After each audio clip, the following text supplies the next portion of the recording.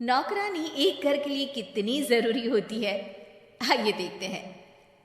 अरे बहू, ये देख, सारा साबुन बर्तन में रह गया।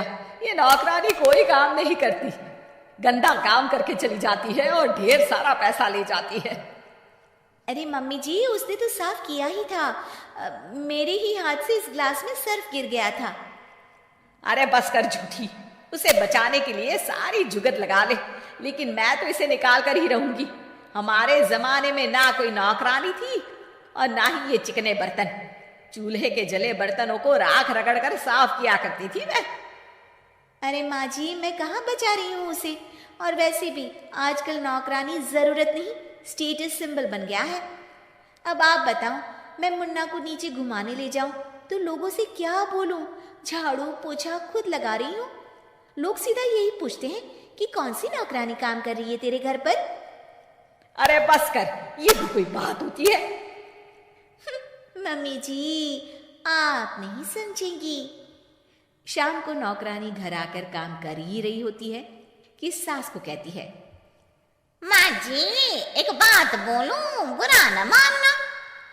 अरे वैसे तो मुझे तेरी शक्ल ही पसंद नहीं है, बात क्या खाक पसंद आएगी। अरे माँ जी, सुन तो लीजिए क्या कह रही है। तो मैंने कौन सा उसका मुंह पकड़ लिया है? अरे माँ जी, वो लाल साड़ी पहनती हो ना पहना करो। सास का गुस्सा अब तो 7वें आसमान पर होता है। अरे वाह जी वाह, क्यों ना पहना करूं? और तू होती कौन है ये बताने वाली कि मैं क्या पहनूं क्या ना पहनूं? अरे माँ जी, पूरी बात तो सुन लो, वो बोलना क्या चाह रही है। अरे बुरा न मानो आंटी जी। अरे कौन है आंटी? अपनी उम्र देखी है तूने? 2-4 साल ही छोटी होगी मुझसे और मुझे आंटी बोल रही है। बहू सर पर हाथ रख लेती है। अरे अच्छी खासी उम्र दराज हो और आंटी ना बोलो। मैं तुम्हारी बहू से भी 4 साल छोटी हूँ। क्यों दीदी?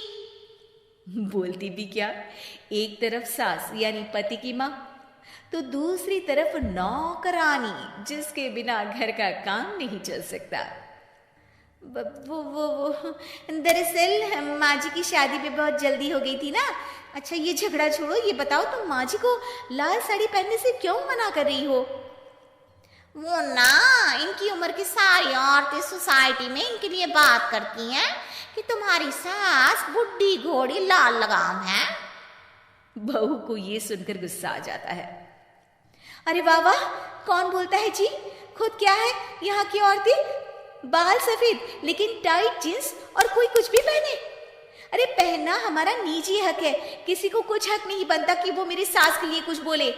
मैं आज ही जाकर माँ जी के लिए लाल जींस लेकर आऊंगी, फिर देखो कोई क्या बोलता है। अरे चुप लाल जींस।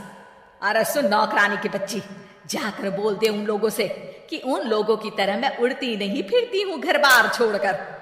अपने बच्चों और नाती पोतों में मन लगाती हूँ, ना कि सारा दिन ताश के पत्तों में आंख गड़ाकर 3 पत्ती खेलूं। नौकरानी वहां से चली जाती है। वैसे बहू, नौकरानी के क्या फायदे हैं ये तो पता नहीं, लेकिन सबसे अच्छा तो ये कि पता चल जाता है कि कौन किसके लिए क्या बोल रहा है। सोसाइटी में तेरा नौकरानी रखने का इरादा बिल्कुल ठीक था। अगले दिन उन लोगों के घर की बेल बजती है। बहू दरवाजा खोलती है कि सामने कुछ औरतें खड़ी होती हैं। अरे बहू, कहाँ है तेरी सास? बुला जरा। अरे बहन जी, आप सारी एक साथ आइए आइए, कैसे आना हुआ? अरे 3 पत्ते खेलने आई हैं, क्यों खेलोगी? क्यों नहीं क्यों नहीं, वैसे भी बड़े दिन हो गए, एंटरटेनमेंट हुआ नहीं। बहू जा जाकर पकोड़े तो बना ला। अरे बस करिए, आगे कुछ पीछे कुछ। वैसे तो कहती है कि परिवार पर ध्यान देती है, हमारी तरह 3 पत्तियां नहीं खेलती। हमने कौन सा परिवार छोड़ दिया? सास सक पका जाती है। अब ये किसने कहा? मैं तो कहती हूँ कि मैं भी थोड़ा बाहर निकलूं। आपने ही तो कमला नौकरानी से ये सारी बात की थी। सास और बहू को अब सारी कहानी समझ आ जाती है कि सोसाइटी की औरतें क्यों भड़क रही हैं।